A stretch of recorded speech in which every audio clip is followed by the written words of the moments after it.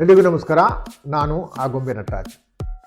ಹಿಂದಿನ ಸಂಚಿಕೆಯಲ್ಲಿ ನಾನು ಪ್ರಸಿದ್ಧ ಏಷ್ಯಾದ ಪ್ರಪ್ರಥಮ ಇಂಗ್ಲೀಷ್ ಪತ್ರಿಕೆ ಪ್ರಾರಂಭ ಮಾಡಿದ್ದ ಒಬ್ಬ ವ್ಯಕ್ತಿಯ ಬಗ್ಗೆ ನಾನು ಮಾತಾಡಿದೆ.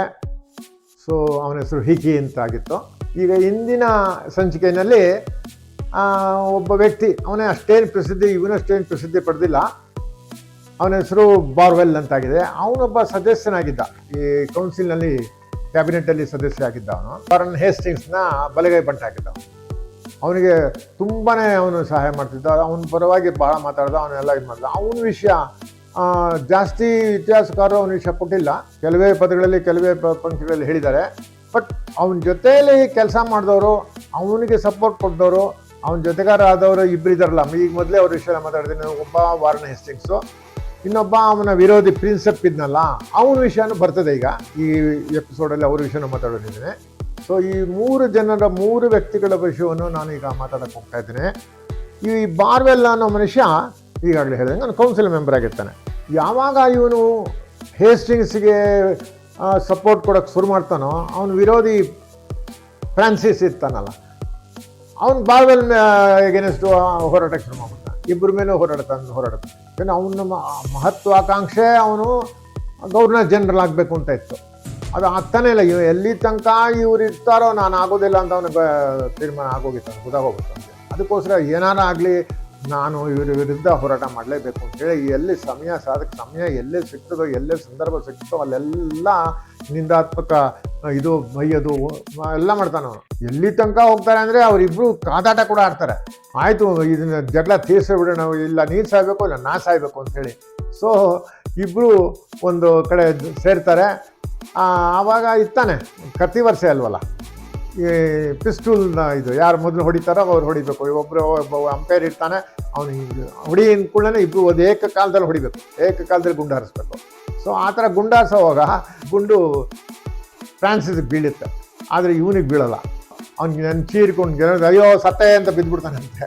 ಸೊ ಅದು ಇವ್ರಿಗೆ ಗಾಬರಿ ಆಗ್ಬಿಡ್ತಾನೆ, ಸತ್ತೆ ಹೋಗ್ಬಿಟ್ಟ ಅಂದ್ಕೊಂಡು ಕೊನೆಗೆ ತೊಗೊಂಡೋಗಿ ಅವನಿಗೆ ವೈದ್ಯಕೀಯ ಇದೆಲ್ಲ ಕೊಡ್ತಾರೆ, ಅವ್ನು ಬದುಕುಳಿದು ಬಿಡ್ತಾನಂತೆ. ಅದೊಂದು ಕಥೆ ಇದೆ. ಸೊ ಆ ಥರ ಇತ್ತು, ಅಷ್ಟು ದ್ವೇಷ ಅವರಿಗೆ. ಬಟ್ ಇವನಿಗೆ ಗಾಬರಿ ಆಗಿಬಿಡುತ್ತೆ. ಅವನು ಸತ್ತರೆ ಇದು ಒಬ್ಬ ಗವರ್ನರ್ ಜನರಲ್ ಆಗಿ ತಾನು ರಕ್ಷಣೆ ಕೊಡಬೇಕು ಎಲ್ಲರ ಮೇಲೆ, ಯಾವತ್ತೂ ಶಾಂತಿ ಕಾಪಾಡ್ಕೊಂಡು ಇರಬೇಕು, ಅದು ಆದ್ಯ ಕರ್ತವ್ಯ ಆಗಿರುವಾಗ ತಾನು ಒಬ್ಬ ಅಧಿಕಾರಿಯಾಗಿ ಪ್ರಮುಖನಾಗಿ ಗುಂಡಾಟ ಆಡೋದು ಅಂತಂದ್ರೆ ಅರ್ಥ ಇಲ್ಲದಿದ್ದು. ಆ ಥರ ಅವಾಗ ಆಮೇಲೆ ಅವನಿಗೆ ಕ್ರೋಧದಲ್ಲಿ ಅವನೇನೋ ಆಹ್ವಾನ ಕೊಡ್ತಾನೆ, ಅದು ನಡೆದೋಗ್ಬಿಡುತ್ತೆ. ಆಮೇಲೆ ಅವನು ಹೆದರಿಕೆ ಆಗ್ಬಿಡುತ್ತೆ. ಓಹೋ, ಇವ್ನು ಸತ್ತೋದ್ರೆ ನನ್ನ ಗವರ್ನರ್ ಜನರಲ್ ಪದವಿನೇ ಹೋಗ್ಬಿಡ್ತಾ ಇತ್ತು ಅಂತ ಹೇಳ್ಕೊಳ್ತಾನೆ ಅವನು. ಸೊ ಈಗ ಏನೋ ಸದ್ಯ ಹೇಳ್ಕಳಿಸ್ತಾ ಅಂತ, ಅವನು ಒಳ್ಳೆ ಪದವಿ ಕೊಡಪ್ಪ, ಅವನಿಗೆ ಹೇಳ್ತಾನಂತೆ, ಎಲ್ಲಪ್ಪ ನಿಂಗೆ ತಪ್ಪು ಮಾಡಿದೆ, ನೀವು ಸಾಯಿಸ್ಬಾರ್ದು, ಇನ್ನು ಸಾಯಿಸಕ್ಕೆ ಹೋಗಿದ್ದು, ಇನ್ಮೇಲೆ ನಾವು ಆ ಥರ ಮಾಡೋದು ಬೇಡ, ಏನಿದ್ರು ಮುಖ್ಯತಃ ಬರೀ ಬೈದಾಟ ಮಾಡ್ಕೊಳ್ಳೋಣ, ಗುಂಡಾಟ ಬೇಡ ಅಂತ ಹೇಳ್ಕೊಳ್ತಾನಂತೆ. ಸೊ ಇದು ಒಂದು ಕತೆ. ಈ ಮುಂದೆ ಏನಾಗುತ್ತೆ, ಈಗ ಇವನು ಬರ್ತಾನಲ್ಲ ಬಾರ್ವೆಲ್ ಕತೆ ಹೇಳುವಾಗ, ಈ ಬಾರ್ವೆಲ್ ಈ ಕ್ಲಬ್ ಕಲ್ಚರ್ ಇದು ಶುರುವಾಗಿತ್ತಲ್ಲ, ಇಸ್ಪೀಟ್ ಆಟ ಆಡ್ತೀವಿ. ಈ ಫ್ರಾನ್ಸಿಸ್ಗೆ ಒಂಥರ ಅದೃಷ್ಟ ದೇವತೆ ಒಲ್ದಿದ್ಲಂತ. ಇಸ್ಪೀಟ್ ಆಟದಲ್ಲಿ ನಿಸ್ಸೀಮ ಅವನು, ಅದೃಷ್ಟ ಅವನಿಗೆ ಸಿಕ್ಕಾಪಟ್ಟೆ ದುಡ್ಡು ಮಾಡ್ತಾ ಇದ್ದಂತೆ ಸರ್ ಇಸ್ಪೀಟ್ ಆಟದಲ್ಲಿ. ಈ ಬಾರ್ವೆಲ್ ಇಸ್ಪೀಟ್ ಆಟದಲ್ಲಿ ಕರ್ಕೊಂಬಂದು ಬೇಕು ಅಂತ ಅವನಿಗೆ ಸೋಲಿಸ್ತಾ ಇದ್ದಂತೆ. ಅದು ಹೆಂಗೆ ಸೋಲಿಸ್ತಿದ್ನೋ ಗೊತ್ತಿಲ್ಲ, ಒಟ್ಟಾರೆ ಬಾರ್ವೆಲ್ ಕಳ್ಕೋದಂತೆ ಅವನ ಹೆಸರಿಗೆ. ಬೇಕಾದ ದುಡ್ಡೆಲ್ಲ ಲಪ್ಪಾಯಿಸ್ಬಿಟ್ಟಂತೆ ಇವನು. ಸೊ ಬಾರ್ವೆಲ್ ಏನು ಮಾಡ್ತಾನಂತೆ, ಏನು ಈ ಥರ ಆಗ್ತಾ ಇದೆಯಲ್ಲ, ನನಗೆ ಅಪಾರ ಹಣ ಕಳ್ಕೊತಾ ಇದ್ದಾನಲ್ಲ ಇವನಿಂದ. ಈ ಫ್ರಾನ್ಸಿಸ್ ಮಾತ್ರ ಈ ಥರ ಹೇಳ್ತಾನಂತೆ, if money be his blood I feel no kind of remorse in opening his veins. The blood sucker should bleed and can very well afford it ಅಂತ ಒಂದು ಸ್ಟೇಟ್ಮೆಂಟ್ ಕೊಡ್ತಾನಂತೆ. ಸೊ ಇಫ್ ಮನಿ, ಅದು ಇಂಗ್ಲೀಷರು ಯಾವ ಥರ ಬ್ಲಡ್ ಸಕ್ಕರ್ಸ್ ಆಗಿದ್ರು ಅನ್ನೋದಕ್ಕೆ ಬರೀ ಇಸ್ಪೀಟ್ ಆಟನಲ್ಲಿ ದುಡ್ಡನ್ನು ಅವರು ಎದುರಾಳಿಗಳಿಂದ ಸಕ್ ಮಾಡ್ತಾ ಇರಲಿಲ್ಲ, ಹೀರ್ತಾ ಇರಲಿಲ್ಲ. ಅವರು ಭಾರತೀಯರ ರಕ್ತನೇ ಹೀರ್ಬಿಟ್ರು, ಅಲ್ಲಿಂದನೇ ಸ್ಟಾರ್ಟ್ ಮಾಡಿದ್ರು. ನಾನೇಕೆ ವ್ಯಥೆ ಮಾಡಬೇಕು, ಅವನು ರಕ್ತದಲ್ಲೇ ದುಡ್ಡಿರೋವಾಗ ಆ ದುಡ್ಡನ್ನು ನಾನು ಖಂಡಿತ ಹೀರ್ತೀನಿ ಅಂತ ಹೇಳ್ತಾನೆ ಅವನು, ಬ್ಲಡ್ ಸಕ್ಕರ್. ಅವನಿಗೆ ಬಾಯಿಗೆ ಬಂದಂಗೆ ಫ್ರಾನ್ಸಿಸ್ ಬೈತಾನೆ, ಯಾರಿಗೆ, ಬಾರ್ವೆಲ್ಗೆ. ಅವ್ನು ಬಾರ್ವೆಲ್ಗೆ ಎಷ್ಟು ಬೈತಾನೆ, ಹೇಗೆ ಬೈತಾನೆ ಅಂತಂದರೆ, ದಗಾಕೋರ ಅಂತೆ ಅವನು, ಪಟಿಂಗ ಅಂತೆ, ಕೊಳಕು, ನೀಚ ಅಂತ ಕರೀತಾನೆ ಫ್ರಾನ್ಸಿಸ್ಸು. ಇದು ಇದೆಲ್ಲ ಕಾರಣ ತುಂಬಾ ಡೀಪ್ ಆಗಿದೆ ಅಂತ, ಆಳವಾಗಿದೆ ಅಂತ ಹೇಳ್ತಾನೆ. ಯಾಕಂದರೆ ಈ ಜನರಲ್ ಒಬ್ಬ ಇಂಗ್ಲೆಂಡ್ನಿಂದ ಒಬ್ಬ ಸೈನ್ಯಾಧಿಕಾರಿ ಬರ್ತಾನೆ. ಅವನ ಹೆಸರು ಜನರಲ್ ಕ್ಲಾವರಿಂಗ್ ಅಂತ. ಈ ಜನರಲ್ ಕ್ಲಾವರಿಂಗಿಗೆ ಮಕ್ಕಳಿರ್ತಾರೆ, ಹೆಣ್ಮಕ್ಳಿರ್ತಾರೆ. ಆ ಹೆಣ್ಮಕ್ಕಳಲ್ಲಿ ಒಬ್ಬಳನ್ನ ಈ ಬಾರ್ವೆಲ್ ವಿವಾಹ ಆಗಬೇಕು ಅಂತ ಇಚ್ಛೆ ಮಾಡ್ತಾನಂತೆ. ಫ್ರಾನ್ಸಿಸ್, ಇವ್ರ ವಿಷಯ ಈ ಥರ ಇದೆ. ಈ ಫ್ರಾನ್ಸಿಸ್ ಮತ್ತು ಜನರಲ್ ಕ್ಲಾವರಿಂಗ್ ಜೊತೆಯಲ್ಲಿ ಅವನ ಮೊದಲನೇ ಪತಿಯಿಂದ ಪಡೆದ ಇಬ್ಬರು ಪುತ್ರಿಯರು ಮತ್ತು ಎರಡನೇ ಹೆಂಡತಿ ಪಯಣಿಸಿದ್ರಂತೆ, ಒಟ್ಟಿಗೆ ಬಂದಂತೆ ಇಂಗ್ಲೆಂಡಿಂದ ಬರುವಾಗ. 6 ತಿಂಗಳು ದೀರ್ಘವಾದ ಸಮುದ್ರಯಾನದಲ್ಲಿ 34 ವರ್ಷ ವಯಸ್ಸಾದ ಫ್ರಾನ್ಸಿಸ್ಸು 18 ವರ್ಷ ವಯಸ್ಸಿನ ಸುಂದರಿ ಕುಮಾರಿಯವರಿಗೆ ಸ್ನೇಹ ಸಂಪರ್ಕ ಬೆಳೆಸ್ತಾನಂತೆ. ಹೃದಯದಲ್ಲಿ ಮೃದಯ ಭಾವನೆ ಉಂಟಾಗ್ತದೆ. ಅದು ಫ್ರಾನ್ಸಿಸ್ಗೆ ಈಗಲೇ ಮದುವೆ ಆಗಿರುತ್ತೆ, ಹೆಂಡತಿ ಮಕ್ಕಳನ್ನ ಅಲ್ಲೇ ಬಿಟ್ಟಿರ್ತಾನೆ, ಒಬ್ಬನೇ ಬಂದಿರ್ತಾನೆ. ಆ ದಾರಿಲಿ ಬರೋವಾಗ ಆ ಹಡಗಿನಲ್ಲಿ ಇವ್ರನ್ನ ಭೇಟಿ ಆಗ್ತಾನೆ. ಈ ಇಬ್ಬರು ಹುಡುಗಿರು ಇರ್ತಾರೆ. ಇವ್ರು ಹುಡುಗಿಯರು ಚೆನ್ನಾಗಿರ್ತಾರೆ. ಇವನಿಗೆ ಶುರುವಾಗ್ತದೆ. ಆಕೆಯನ್ನು ವಿವಾಹ ಇಚ್ಛಿಸ್ನೋ ಯಾವಾಗ ಇಲ್ಲಿ ಬಂದು ಎಲ್ಲ ಸೆಟ್ಲ್ ಆಗ್ತಾರೆ, ಎಲ್ಲ ಆಗ್ತಾರೆ. ಆದರೆ ಬಾರ್ವೆಲ್ಗೂ ಕೂಡ ಈ ಹುಡುಗಿಯರು ನೋಡ್ತಾನೆ. ಈ ಹುಡುಗಿರು ನೋಡಿದಾಗ ಇವನಿಗೂ ಆಸೆ ಆಗ್ತದೆ. ಅರೆ ಯಾಕೆ ಮದುವೆ ಮಾಡ್ಕೊಳ್ಬಾರ್ದು ಅಂತ ಶುರುವಾಗ್ತದೆ. ಇಚ್ಛೆ ವ್ಯಕ್ತಪಡಿಸ್ತಾನೆ ಅವನು. ಕೊನೆಗೆ ಈ ಬಾರ್ವೆಲ್ ಅವಳು ನೋಡಿಕೊಂಡು ಅವನು ಮಾವನಿಗೆ, ಅವನ ಭಾವಿ ಮಾವನಿಗೆ ಹೇಳ್ತಾನೆ, ನಾನು ಮಾಡ್ಕೋಬೇಕು ಮದುವೆ ಅಂತಿದ್ದೀನಿ, ಚೆನ್ನಾಗಿದೆ ಹುಡುಗಿ ಹಾಗೆ ಅಂದಾಗ ಅವನು ಅಪೋಸ್ ಮಾಡ್ತಾನೆ. ಇಬ್ಬರು ಯುದ್ಧಾಡ್ತಾರೆ, ಒಂದು ಡ್ಯೂಲಿಂಗ್ ಆಡ್ತಾರೆ. ಕೊನೆಗೆ ಅಲ್ಟಿಮೇಟ್ಲಿ ಒಪ್ಕೋತಾನೆ ಅಂತ ಮದುವೆ ಆಗಿಬಿಡ್ತದೆ. ಆದರೆ ಮದುವೆ ಮಾತ್ರ ಕೇವಲ 2 ವರ್ಷ ಅದು ಅದಕ್ಕೆ ಕಾಲಾವಧಿ ಆಗ್ತದೆ. ಯಾಕೆಂದರೆ ಆ ಹುಡುಗಿ ಪಾಪ ಆ ಕಲ್ಕಟ ವೆದರ್ಗೋ ಏನು ಅಂತೂ ಅವಳು ಪಾಪ ಮರಣ ಹೊಂದ್ಬಿಡ್ತಾಳೆ. ಅವಳು ಶವನ ಕಲ್ಕಟದಲ್ಲೇ ಇವತ್ತಿಗೂ ಹೂತಿದಾರಂತೆ ಕಾಣಿಸ್ಬೋದಂತೆ ಅಂತ ಹೇಳ್ತಾರೆ. ಅದು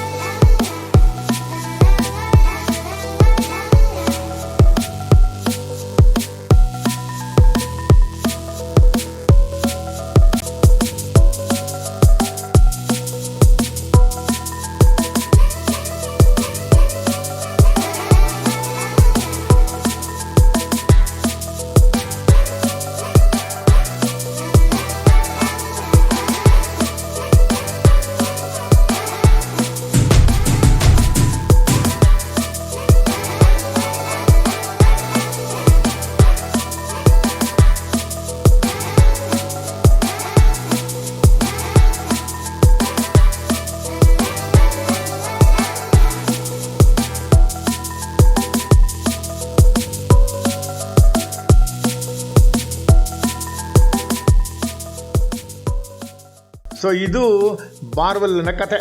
ಅವನು ಹೇಗೆ ಅವನಲ್ಲಿ ಸಾಲ್ಟ್ ವ್ಯಾಪಾರಿಯಾಗಿ ದುಡ್ಡು ಮಾಡಿಕೊಂಡು ಅವನ ಇದು ಮಾಡಿದ್ದು, ಅವನ ಜೀವನ ಕಳೆದ ಅನ್ನೋದನ್ನು ನಾನೀಗ ಹೇಳಿದೆ. ಇದು ಮುಂದೆ ಬಾರ್ವೆಲ್ನ ಕತೆ ಮುಗಿಸಿ ಇದು ಅದನ್ನ ಕತೆ ಆದಮೇಲೆ ವಾರನ್ ಹೇಸ್ಟಿಂಗ್ಸ್ ಕತೆ ಶುರು ಮಾಡೋಣ. ಅವನು ಹೇಸ್ಟಿಂಗ್ಸು ಇಂಗ್ಲೆಂಡಿಂದ ಮಡ್ರಾಸಿಗೆ ಬರುವಾಗ ಹಡಗಿನಲ್ಲಿ ಅವನಿಗೆ ಒಂದು ಕುಟುಂಬದ ಪರಿಚಯ ಆಗ್ತದೆ. ಅದು ಯಾರು ಅಂತಂದರೆ ಅವರು ಜರ್ಮನ್ರಾಗಿರ್ತಾರೆ. ಆ ಜರ್ಮನ್ ಹೆಸರು ಇಂಫಾಫ್ ಅಂತ. ಅವನ ಪತ್ನಿ ಹೆಸರು ಅನ್ನಾ ಮಾರಿಯಾ ಅಪೋಲೋನಿಯಾ ಚಾಪುಸೆಟ್ಟೆನ್. ಇದನ್ನು ಪ್ರೊನೌನ್ಸ್ ಮಾಡೋದೇ ಕಷ್ಟ. ಅವನ ಪತ್ನಿ ಹೆಸರು ಏನಾಗಿತ್ತು? ಅನ್ನಾ ಮಾರಿಯಾ ಅಪೋಲೋನಿಯಾ ಚಾಪುಸೆಟ್ಟೆನ್ ಅಂತ. ಆ ಹಡಗಿನಲ್ಲಿ ಪ್ರಯಾಣಿಸ್ತಾ ಇದ್ರಂತೆ ಅವರೆಲ್ಲ, ಜರ್ಮನ್ ಕುಟುಂಬದವ್ರು ಕೂಡ. ಸೊ ಈ ಜರ್ಮನ್ ಅವನು ಸೈನಿಕ ವೃತ್ತಿ ಇರ್ತಿದ್ದ, ಬಾಡಿಗೆ ಸೈನಿಕ ಆಗಿದ್ದ ಅವನು. ಜರ್ಮನಿಯಿಂದ ಲಂಡನ್ಗೆ ವಲಸೆ ಬಂದಿದ್ದ ಆತ. ಸೊ ಈಸ್ಟ್ ಇಂಡಿಯಾ ಕಂಪನಿನಲ್ಲಿ ಅವನಿಗೆ ಕೆಲಸ ಸಿಕ್ತು. ಬಾಡಿಗೆ ಸೈನಿಕರು ಬೇಕಾಗಿತ್ತಲ್ಲ, ಅದರಲ್ಲೂ ಯುರೋಪಿಯನ್ ಒಬ್ಬ ಸೈನಿಕನಾಗಿ ಬರ್ತೀನಿ ಅಂತಂದರೆ ಅವರೆಲ್ಲ ಸ್ವಾಗತಿಸ್ತಾ ಇದ್ರು. ಬರೀ ಕೇವಲ ಸ್ಥಳೀಯ ಭಾರತೀಯ ಸೈನಿಕರೆಲ್ಲ ಯುರೋಪಿಯನ್ ಸೈನಿಕರು ಬೇಕು ನಮಗೆ ಅಂತ ಅವಶ್ಯಕತೆ ಗೊತ್ತಿತ್ತು ಅವರಿಗೆ. ಸೊ ಹಾಗಾಗಿ ಅವನು ಆ ಇಂಫಾಫ್ ಏನೋದು ಈಗಾಗಲೇ ಲಗ್ನವಾಗಿ ಮಕ್ಕಳನ್ನು ಪಡೆದ ಇಂಫಾಫ್ ತನ್ನ ಸುಂದರ ಪತ್ನಿಯೊಂದಿಗೆ ಮದ್ರಾಸಿಗೆ ಪ್ರಯಾಣಿಸಿದ. ಪ್ರಯಾಣ ಮಾಡುವಾಗ ಮಲಯಾಳ ಪರಿಚಯ ಆದ ಹೇಸ್ಟಿಂಗ್ಸ್ಗೆ ಮದ್ರಾಸ್ ತಲುಪವಾಗಲೇ ಇಬ್ಬರು ಹತ್ತಿರ ಆಗ್ಬಿಡ್ತಾರೆ. ಯಾರು? ಈ ಇಂಫಾಫ್ ಜರ್ಮನ್ ಇದನ್ನಲ್ಲ ಸೈನಿಕ, ಅವನ ಹೆಂಡತಿ ಪರಿಚಯ ಆಗಿದೆ. ಅವಳು ಚೆನ್ನಾಗಿರ್ತಾಳೆ, ಮದುವೆ ಚೆನ್ನಾಗಿರ್ತಾಳೆ. ಅವ್ರ ಜೊತೆಗೆ ಇವನ ಸಂಪರ್ಕ ಸಾಧಿಸ್ತಾನೆ. ಇಬ್ರಿಗೂ ಪ್ರೇಮ ಅಂಕರ ಆಗುತ್ತೆ. ಸರಿ, ಇಬ್ಬರು ಬರ್ತಾರೆ. ಇವನು ಇಂಗ್ಲೀಷ್ ಈ ಜರ್ಮನ್ ಮಡ್ರಾಸಿಗೆ ಇಳಿದು ಕೂಡಲೇ ಮನಸ್ಸು ಚೇಂಜ್ ಮಾಡ್ತಾನೆ, ಸೈನಿಕ ಆಗಕ್ಕೆ ನಂಗೆ ಇಷ್ಟ ಇಲ್ಲ ಅಂತಾನೆ. ಏನಾಗ್ತೀಯ ಮತ್ತೆ ಅಂತಂದರೆ ನಾನೊಬ್ಬ ಪೇಂಟರ್ ಆಗ್ತೀನಿ, ಕಲೆಗಾರ ಆಗ್ತೀನಿ ಅಂತಾನೆ. ಅವನಿಗೆ ಅದೆಲ್ಲ ಆಸಕ್ತಿ ಇರ್ತದೆ. ಸೊ ಬಿಟ್ಬಿಡ್ತಾನೆ, ಸೇದೇನೆ. ಮತ್ತು ಹೆಂಗಪ್ಪ ಜೀವನ ಮಾಡ್ತೀಯ ಅಂತ, ಜೀವನ ಹೆಂಗೋ ಮಾಡ್ಕೊತೀನಿ, ನಾನೆಲ್ಲ ಪ್ರದರ್ಶನ ಮಾಡ್ತೀನಿ. ಬರೀ ಒಂದು ದಿವಸಕ್ಕೆ ಅಲ್ಲೆಲ್ಲ ಇರೋ ಇಂಗ್ಲೀಷ್ನವ್ರದ್ದೆಲ್ಲ ಪೇಂಟಿಂಗ್ ಮಾಡಿಸ್ಕೊಂಡು ಮಾಡ್ತಾನೆ. ಅವ್ರಿಗೆ ಅದನ್ನೇ ಮಾರ್ತಾನೆ, ಅದನ್ನು ಮಾರ್ಕೊಂಡು ಅದ್ರಲ್ಲಿ ಜೀವನ ಮಾಡ್ತಾನೆ. ಹೆಂಡತಿ ಅದರಲ್ಲೂ ಸಪೋರ್ಟ್ ಮಾಡ್ತಾ ಇರ್ತಾಳೆ. ಒಳಗಡೆ ಈ ಹೇಸ್ಟಿಂಗ್ಸ್ ಜೊತೆಗೆ ಪ್ರಣಯ ಸ್ಟಾರ್ಟ್ ಆಗ್ತದೆ. ಅವರಿಬ್ಬರೂ ಗುಟ್ಟಾಗಿ ಮೀಟ್ ಮಾಡ್ತಾ ಇರ್ತಾರೆ. ಈ ಥರ 4 ವರ್ಷ ತಲುಪುತ್ತೆ. ಕೊನೆಗೆ ಅವನು ಗವರ್ನರ್ ಜನರಲ್ ಆಗಿ ಅವನು ಕಲ್ಕತ್ತಾಗೆ ಹೋದಾಗ ಅವರು ಕೂಡ ಹೋಗ್ತಾರೆ, ಅವನ ಜೊತೆಗೆ ಹೋಗ್ತಾರೆ, ಕರ್ಕೊಂಡು ಹೋಗ್ತಾನೆ ಅಲ್ಲಿಗೆ. ಅಲ್ಲೂ ಇವನು ಪೇಂಟರ್ ಆಗಿ ಕೆಲಸ ಶುರು ಮಾಡ್ತಾನೆ. ಅಲ್ಲೂ ಏನು ಸೈನಿಕ ಆಗೋದಿಲ್ಲ. ಸೊ ಈಗ ಏನಾಗುತ್ತೆ, ಪ್ರೇಮ ಸದ್ದಿಲ್ಲದೆ ನಡೀತದೆ. ಅಂತಿಮವಾಗಿ ಅವನು ಗಂಡನಿಂದ ವಿಚ್ಛೇದನ ಪಡ್ಕೊತಾಳೆ, ಡೈವರ್ಸ್ ತಗೊಳ್ತಾಳೆ. ಆಮೇಲೆ ಮದುವೆ ಆಗ್ತಾರೆ ಇಬ್ಬರು. ಆ ಮದುವೆ ಸಮಾರಂಭಕ್ಕೆ ಎಲ್ಲರೂ ಬರ್ತಾರೆ. ಭಾಳ ಚೆನ್ನಾಗಿ ಆಗ್ತದೆ ಮದುವೆ ಆಗಿ. ಆ ಮದುವೆ ಸಮಾರಂಭನೂ ಚೆನ್ನಾಗೇ ಮಾಡ್ತಾನಂತೆ ಹೇಸ್ಟಿಂಗ್ಸು. ಆವಾಗಲೇ ಒಂದು ವಿಚಿತ್ರವಾದ ಘಟನೆ ಜರುಗುತ್ತದಂತೆ. ಏನಂತಂದರೆ, ಈ ಮುಖ್ಯ ಸೈನ್ಯಾಧಿಕಾರಿ ಆಗಿರ್ತಾನಲ್ಲಪ್ಪ, ಜನರಲ್ ಕ್ಲಾವರಿಂಗ್ ಅಂತ ಹೇಳಿ, ಅವನು ಕೂಡ ಕರೆಸ್ತಾನೆ. ಬಾ ನೀನು ಮದುವೆ ಬರಲೇಬೇಕು ಅಂತ ಹೇಳ್ತಾನೆ. ನಂಗೆ ಹುಷಾರಿಲ್ಲಪ್ಪ, ನಾನು ಮಲಗಿದ್ದೀನಿ, ನನಗೆ ಆಗಲ್ಲ. ಅವನು ವೃದ್ಧ ಆಗಿರ್ತಾನೆ, ವಯಸ್ಸಾಗಿರುತ್ತೆ ಪಾಪ ಅವನು. ಅಂಥ ವೃದ್ಧನ ನೀನು ನನಗೆ ಯಾಕೆ ಕರಿತೀಯ ಅಂತ ಹೇಳ್ತಾನೆ. ಎಷ್ಟೇ ಕೇಳೋದಿಲ್ಲ, ಮನೆಗೆ ಬರ್ತಾನೆ. ಕೊನೆಗೆ ಇವತ್ತು ಮದುವೆ ನಂದು, ನೀನು ಬರೆದಿದ್ರೆ ಆಗೋದೇ ಇಲ್ಲ, ನೀನು ಬರಲೇಬೇಕು ಅಂತ ಬಲವಂತ ಹೇಳ್ಕೊಂಡು ಹೋಗ್ತಾನಂತ ಮದುವೆಗೆ. ಸರಿ, ಅಲ್ಲಾಯಿತು, ಇನ್ನೇನು ಮಾಡೋದು, ಬಂದು ವಿವಾಹ ಕಾರ್ಯಕ್ರಮದಲ್ಲಿ ಭಾಗವಹಿಸ್ತಾನಂತೆ. ಆದರೆ ವಿವಾಹ ಆಗಿ ಅಲ್ಲೆಲ್ಲ ಊಟ ಗೀಟ ಮಾಡಿ ಎಲ್ಲ ಆಗಿ ಎಲ್ಲ ವಾಪಸ್ ಬರುವಾಗ ಅವನ ದೇಹ ಪ್ರಕೃತಿ ಕಂಪ್ಲೀಟಾಗಿ ಹಾಳಾಗಿರುತ್ತೆ. ಮಲ್ಕೊಂಡು ಬಿಡ್ತಾನೆ. ಸೀದಾ ಹಾಸಿಗೆ ಹಿಡಿತಾನೆ. ವೈದ್ಯರನ್ನ ಕರೆಸ್ತಾರಂತೆ, ಅವನಿಗೆ ಔಷಧ ಎಲ್ಲ ಇಡ್ತಾನೆ. ಆವಾಗ ಆ ವೈದ್ಯ ಏನು ಮಾಡ್ತಾನೆ, ಆಗಿನ ಕಾಲದ ವೈದ್ಯರು, ಅದು ಇಂಗ್ಲೀಷ್ನವನಾಗಲಿ ಯಾರೇ ಆಗಲಿ, ಅವ್ರು ಕೊಡೋ ಅದೆಲ್ಲ ಗಿರ್ದು ಮಾಡಿ ಎಲ್ಲ ಕೊಡಬೇಕಾಗತ್ತಲ್ಲ. ಅದು ಏನು ಕೊಡ್ತಾನೋ ಅದೇನಾಯಿತು, ಅವನಿಗೆ ಬೇದಿ ಶುರುವಾಗ್ಬಿಡುತ್ತೆ. ಆ ಬೇದಿ ನಿಲ್ಸೋಕ್ಕೆ ಇನ್ನೇನೋ ಔಷಧ ಕೊಡ್ತಾನಂತೆ. ಅದು ಬೇದಿ ಇನ್ನೇನೋ ಔಷಧ ಕೊಡೋಕೆ ಹೋಗಿ ಬೇದಿ ಜಾಸ್ತಿ ಆಗಿ ಅವನು ಸತ್ತೇ ಹೋಗ್ಬಿಡ್ತಾನೆ ಅವನು. ಇದು 1777ರಲ್ಲಿ ಮನಸ್ಸಿದ್ದ ಜನರಲ್. ಅವನು ಯುದ್ಧದಲ್ಲಿ ಸಾಯ್ದೆ, ಯುದ್ಧ ಮಾಡಿ ಸಾಯ್ದೆ, ರಣರಂಗದಲ್ಲಿ ಸಾಯ್ದೆ, ಹಾಸಿಗೆಯಲ್ಲಿ ಸಾಯ್ತಾನೆ. ಅದು ಬೇದಿ ಮಾತ್ರೆ, ಜಾಸ್ತಿ ಬೇದಿ ಮಾತ್ರೆಯಿಂದ ಸತ್ತಿದ್ದು ಅಂತ ಹೇಳ್ಕೊತಾರೆ ಇತಿಹಾಸಕಾರರು. ಒಂದು ವಿಶೇಷವಾದ ಘಟನೆ ನಡೀತದೆ. ಕೊನೆಗೆ ಅವನ್ನ ಇಲ್ಲೇ ಹೂಳ್ತಾರೆ, ಇದೇ ಪಾರ್ಕ್ ಸ್ಟ್ರೀಟ್ನಲ್ಲಿರೋದು ಇಂಗ್ಲೀಷರ ಒಂದು ಗ್ರೇವ್ಯಾರ್ಡ್ನಲ್ಲಿ. ಅದೊಂದು ಕತೆ ನಡೆದ್ರೆ, ಇವನು ವಾಪಸ್ಸು ಹೋಗ್ತಾನೆ. ಜರ್ಮನ್ ಹುಡುಗಿನ ಮದುವೆ ಮಾಡ್ಕೊಳ್ತಾನೆ, ವಾಪಸ್ಸು ಇಂಗ್ಲೆಂಡ್ಗೆ ಹೋಗ್ತಾನೆ. ಅವ್ರಿಗೆ ಮಕ್ಕಳಾಗೋದಿಲ್ಲ. ಚೆನ್ನಾಗೇ ದುಂದು ಖರ್ಚು ಮಾಡ್ತಾನೆ, ಚೆನ್ನಾಗೆ ನೋಡ್ಕೊತಾನೆ, ಅವಳನ್ನ ಎಲ್ಲ ಮಾಡ್ತಾನೆ. ಆದರೆ ಅವನ ಕೈಲಿ ಭಾಳ ಕಷ್ಟಪಡಬೇಕಾಗ್ತದೆ. ಯಾಕೆಂದರೆ ಅಲ್ಲೂ ಬಿಡೋದಿಲ್ಲ ಇವನು ವಿರೋಧಿ. ಕೊನೆಗೆ ಆ ಹೇಸ್ಟಿಂಗ್ಸ್ನ ಬೆಂಬಲಕ್ಕೆ ನಿಂತ ಅವನ ಸ್ಥಾನ ಅಲಂಕರಿಸಿದ ಲಾರ್ಡ್ ಕಾರ್ನ್ವಾಲಿಸ್ ಇರ್ತಾನಲ್ಲ, ನಿವೃತ್ತಿಗೊಂಡು ಸ್ವದೇಶಕ್ಕೆ ಹಿಂದಿರುಗಿದ ನಂತರ ಅವನು ಹೇಸ್ಟಿಂಗ್ಸ್ನ ಪರವಾಗಿ ಹೇಳಿಕೆ ಇರ್ತಾನೆ. ಭಾರತದಲ್ಲಿ ಹೇಸ್ಟಿಂಗ್ಸ್ನ ಆಳ್ವಿಕೆ ಕೊಂಡಾಡುತ್ತಾರೆ ಅಂತ ಹೇಳ್ತಾನೆ. ಇದರಿಂದಾಗಿ ಹೇಸ್ಟಿಂಗ್ಸ್ನ ವಿರೋಧಿಗಳಿಗೆ ಹಿಮ್ಮೆಡೆ ಪಡೆಯುವಂಥದ್ದು. ಇಲ್ಲದೆ ಹೋಗಿದ್ರೆ, ಕಾರ್ನ್ವಾಲಿಸ್ ಏನಾರು ಬಂದು ಹೇಳಿಕೆ ಕೊಡದೆ ಹೋಗಿದ್ದಿದ್ರೆ ಅವನಿಗೆ ಶಿಕ್ಷೆಗೆ ಗುರು ಪಡಿಸ್ತಾಯಿತ್ತು ಅವಾಗ ಇವನಿಗೆ, ಯಾರಿಗೆ, ಹೇಸ್ಟಿಂಗ್ಸ್ಗೆ. ಅದು ತಪ್ಪಿಸ್ಕೊಂಡ್ಬಿಡ್ತಾನೆ. ಸೊ 23 ಏಪ್ರಿಲ್ 1795ರಂದು ಮೇಲ್ಮನೆಯ 29 ಸದಸ್ಯರು ಪೂರ್ಣ ಪ್ರಮಾಣದಲ್ಲಿ ವಿಚಾರಣೆಯನ್ನು ಭಾಗವಹಿಸಿದವರು ತೀರ್ಪು ನೀಡುತ್ತಾರೆ. ಏನಂತ, ಹೇಸ್ಟಿಂಗ್ಸ್ ತಪ್ಪಿತಸ್ಥನಲ್ಲ ಅಂತ.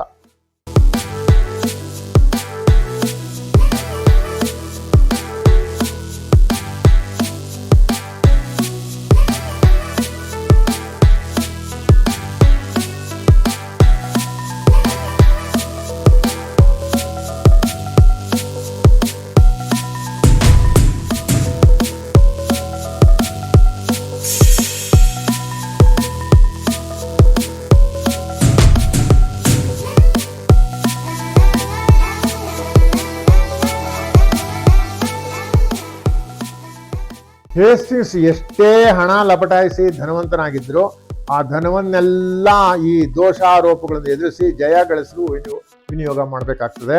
ಅವನ ಪರವಾಗಿ ಕೆಲಸ, ಇದೊಂದು ವಿಪರ್ಯಾಸ ಅಂತ ಹೇಳ್ತಾರೆ. ಏನು ಅಂತಂದರೆ, ಈ ಲಾಯರ್ಗಳು ಎಲ್ಲೇ ಯಾವುದೇ ದೇಶದಲ್ಲಾಗಲಿ, ಅವ್ರ ಲಾಯರ್ಗಳು ಹಣ ಮಾಡೋದು ಹೆಂಗೆ ಅಂದರೆ, ಇನ್ನೊಬ್ಬರ ಅವರ ಕ್ಲೈಂಟ್ಸ್ನ ಹಣ ಲಪಟಾಯಿಸೋದ್ರ ಮುಖಾಂತರನೇ ಅವರಿಗೆ ಜಯ ತಂದು ಕೊಟ್ಟರು ಕೂಡ ಅವ್ರನ್ನ ಪಾಪ ನಿರ್ಗತಿಕನಾಗಿ ಮಾಡ್ಬಿಡ್ತಾರೆ. ಸೊ ವಕೀಲ ಇರ್ತಾನಲ್ಲ, ಆ ವಕೀಲ ಮಾತ್ರ ಧನಿಕನಾಗ್ಬಿಡ್ತಾನಂತ. ಇವನು ಎಷ್ಟೇ ಗವರ್ನರ್ ಜನರಲ್ ಆಗಿ ಹಣ ಸಂಪಾದನೆ ಮಾಡಿ ದೋಚಿ ಭಾರತದಿಂದ ಹೊತ್ಕೊಂಡು ಹೋಗಿರ್ತಾನೆ, ಎಲ್ಲ ದುಡ್ಡನ್ನು ಅವನು ಮನೆಗೇನೆ ಕಟ್ಟಿ ಚೆನ್ನಾಗಿ ಜೀವನ ಮಾಡಬೇಕು ಅನ್ನೋದನ್ನು ಅವನಿಗೆ ಆಗೋದೇ ಇಲ್ಲ. ಯಾಕಂದರೆ ಎಲ್ಲ ದುಡ್ಡನ್ನು ಲಾಯರಿಗೆ ಕೊಟ್ಬಿಡ್ತಾನೆ ಪಾಪ. ಲಾಯರಿಗೆ ಕೊಟ್ಬಿಟ್ಟು ತಾನು ನಿರ್ಗತಿಗೆ ಆಗ್ಬಿಡ್ತಾನೆ ವಾರ್ನ್ ಹೇಸ್ಟಿಂಗ್ಸು. ಸೊ ಏನೂ ಮಾಡೋಕ್ಕಾಗಲ್ಲ. ಇವನು ಲಾಯರ್ ಆದವನು ಅವನಿಗೆ ಬದುಕಿಸಿದ್ರು ಜಯ ತಂದು ಕೊಟ್ಟರು ಕೂಡ ಇವನು ಮಾತ್ರ ಲಾಯರ್ ಫಸ್ಟ್ ಕ್ಲಾಸ್ ದೊಡ್ಡ ಮನೆ ಮಾಡಿ ಧನಿಕನಾಗ್ಬಿಡ್ತಾನಂತೆ, ಫಸ್ಟ್ ಕ್ಲಾಸ್ ಬಿಲ್ಡಿಂಗ್ ಕಟ್ಸ್ಕೊಂಡ್ಬಿಡ್ತಾನಂತೆ. ಕೊನೆಗೆ ನಿರ್ಗತಿಕನಾಗಿದ್ನಲ್ಲ ಈ ನಮ್ಮ ವಾರನ್ ಹೇಸ್ಟಿಂಗ್ಸು ಕಂಪ್ನಿ ಡೈರೆಕ್ಟರ್ ಬೇಡ್ಕೊತಾನಂತೆ, ನನಗೆ ಈಗೇನಿಲ್ಲ, ನಾನು ಈ ಹೋರಾಟದಲ್ಲಿ ನಾನು ಏನು ಜಯ ಇದಾಗಲಿಲ್ಲ, ನಾನು ದುಡ್ಡು ಕಳ್ಕೊಂಬಿಟ್ಟೆ, ನನಗೆ ನಿರ್ಗತಿನಾಗ್ಬಿಟ್ಟಿದ್ದೀನಿ, ನನಗೆ ಸ್ವಲ್ಪ ನೀವು ಪೆನ್ಷನ್ ಕೊಡ್ರಿ ಅಂತ ಕೇಳ್ಕೊತಾನಂತೆ. ಕೊನೆಗೆ ಆಯ್ತಪ್ಪ ಅಂತೇಳಿ ವಾರ್ಷಿಕ 4,000 ಪೌಂಡ್ಗಳಷ್ಟು ಪೆನ್ಷನ್ ಕೊಟ್ಬಿಟ್ಟು ಅವನ ಅಂತಿಮ ಜೀವನ ಸುಖವಾಗಲಿಕ್ಕೆ ಮಾಡ್ತಾನಂತೆ. ಹೇಸ್ಟಿಂಗ್ಸು ಕೊನೆಗೆ 86ನೇ ವಯಸ್ಸಿನಲ್ಲೇ 22ನೇ ಆಗಸ್ಟ್ 1820ರಲ್ಲಿ ಮರಣಿಸ್ತಾನೆ. ಇದು ಹೇಸ್ಟಿಂಗ್ಸ್ನ ಒಂದು ಕತೆ. ಇದು ಅವನ ಜೀವನ ಹೇಗೆ ತಿರುಗ್ತು, ಬೇಕಾದಷ್ಟು ಇತಿಹಾಸಕಾರರು ಅವನ ಬಗ್ಗೆ ಬರೆದಿದ್ದಾರೆ, ಲೈಫ್ ಹಿಸ್ಟ್ರಿ ಆಫ್ ಹೇಸ್ಟಿಂಗ್ಸ್ ಅಂತಲೇ ಬರೆದಿದ್ದಾರೆ. ಬಟ್ ಇದು ಸಂಕ್ಷಿಪ್ತವಾಗಿ ಈ ಪುಸ್ತಕದ ಆಧಾರದ ಮೇಲೆ ಓ ಕಲ್ಕತ್ತಾ ಇದು ಹಳೆ ಕಲ್ಕತ್ತಾ ಅನ್ನೋ ಪುಸ್ತಕದ ಮೇಲೆ ಆಧಾರದ ಮೇಲೆ ನಾನು ಬರೆದಿರೋ ಪುಸ್ತಕದ ಆಧಾರದ ಮೇಲೆ ನಾನು ಒಂದು ಸಂಕ್ಷಿಪ್ತವಾಗಿ ವಿವರಣೆ ನೀಡಿದ್ದೀನಿ. ತಾವೆಲ್ಲರೂ ಇದನ್ನು ನೋಡಿ ವೀಕ್ಷಿಸಿ ಮತ್ತು ನನ್ನ ಕಾರ್ಯಕ್ಕೆ ಬೆಂಬಲಿಸಬೇಕು ಅಂತ ಕೇಳ್ತಾ ಈ ಸಂಚಿಕೆಯನ್ನು ಮುಗಿಸ್ತಾ ಇದ್ದೀನಿ. ಎಲ್ರಿಗೂ ಶುಭವಾಗಲಿ. ಧನ್ಯವಾದಗಳು.